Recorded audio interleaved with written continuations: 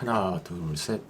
취향의 깊이에 따라 호감의 정도가 달라질 수 있다는 말이 있죠. 취향에 따라 그 사람만의 가치관이나 인사이트가 풍부해져 캐릭터가 되기 때문이라 생각이 드는데요. 저 역시 요즘 다양한 사람들을 마주하면서 매력이 있어 취향의 중요성을 느끼지만 취향이 없어 평범하더라도 그 사람이 비호감적인 것도 아니고 기억에 남고 매력적인 사람들이 있더라고요. 그래서 평범하지만 매력적인 사람들의 특징이 무엇일까 이야기를 해보면 상대방에게 관심을 잘 줘요. 뻔하지만 의외로 어려운 거죠. 취향이 없어 평범하다 생각되겠지만 많은 사람들이 관심을 주기보단 받기를 원하기 때문에 관심을 줄 아는 사람이 특별해지고 오히려 매력적이게 되는 거죠. 왜냐면 사람들은 결국 자기의 이야기를 꺼내고 싶어 하니까요. 그래서 이 사람이 없으면 뭔가 허전하다, 좀 심심하다 이런 생각이 드는 거죠. 그리고 취향이 너무 강하면 오히려 그 취향을 어필하고 싶어서 본인의 이야기를 많이 하게 되고 심지어 나도 그런데 하면서 상대방의 이야기를 중간에 뺏는 경우가 있죠. 그래서 관심을 본인의 취향에만 쏟다 보니 타인에게 줄 모르기 때문에 다른 사람의 취향을 존중하지 못하고 깎아내리려는 경우도 있어서 이 불편함을 느끼게 되는 경우도 있어요.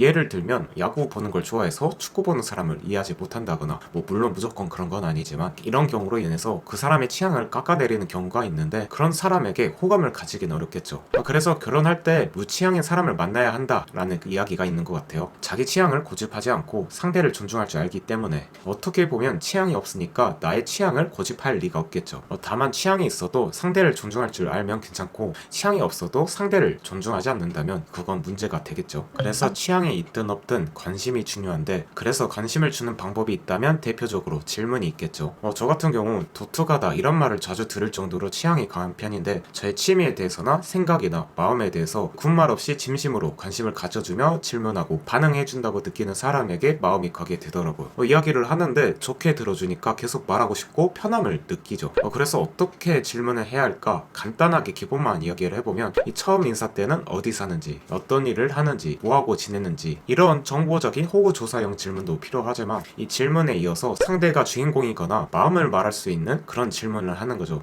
예를 들면 상대에게 취미가 무엇이냐고 물어서 상대방이 야구 보는 걸 좋아한다 이런 답을 한다면 이어서 지금 좋아하는 팀이 몇이죠? 이런 정보성 질문도 할 수 있겠지만 이 상대방이 주인공이라거나 이야기를 끌어내는 질문은 아니죠. 본인이 이 팀을 좋아한다, 나는 별로 야구 안 좋아한다 하면서 상대방의 이야기를 뺏는다면 그건 더더욱 답이 없고요.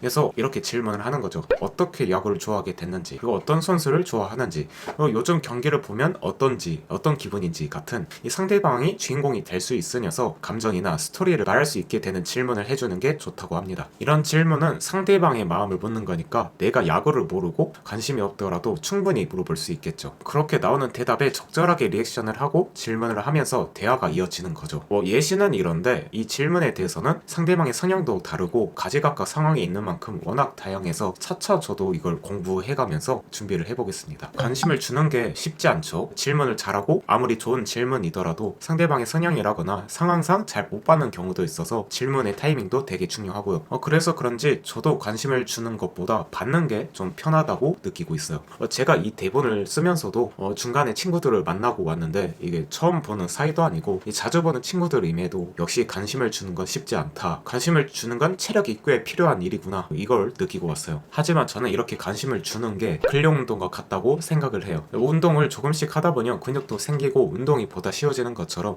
관심 역시 조금씩이라도 주다 보면 차차 경험이 쌓이고 복기도 하게 되면서 관심을 잘 주는 방법을 감각으로 차차 익혀지게 되더라고요. 이 타이밍에 맞게 적지도 과하지도 않게 말이죠. 헬린이 시절부터 원판 여러 개 달고 운동을 하진 않잖아요. 이게 부상 당할 수도 있고 빙봉이나 맨몸으로 시작을 하지. 그런 것처럼 관심을 잘 주고 싶다면 지금 당장 무리하게 안 줘도 되니 먼저 상대에게 관심을 조금씩 줘보는 연습을 해보는 게 좋을 것 같습니다. 그리고 상대가 눈치가 있으면 리턴해서 관심을 주기도 하더라고요. 안 주면 어쩔 수 없는 거고. 이렇게 관심에 대해 이야기를 해봤는데 호감도 호감이지만 나에게도 주변 사람에게도 이 관심을 잘 주면 사는 게 중요하구나 이런 생각이 들어 준비를 해봤습니다. 그래서 이 관심을 잘 주는 사람 보다가 혼자 있거나 다른 사람들 보게 되면 뭔가 심심하고 허전한 게 있어요. 그렇기 때문에 관심을 잘 주는 사람이 생각이 나는 것 같습니다. 영상은 여기까지입니다. 다음 영상에서도 우리의 삶을 건강하고 행복하게 해주는 이야기로 돌아오겠습니다. 지금까지 카멜레용이었습니다. 조댓9R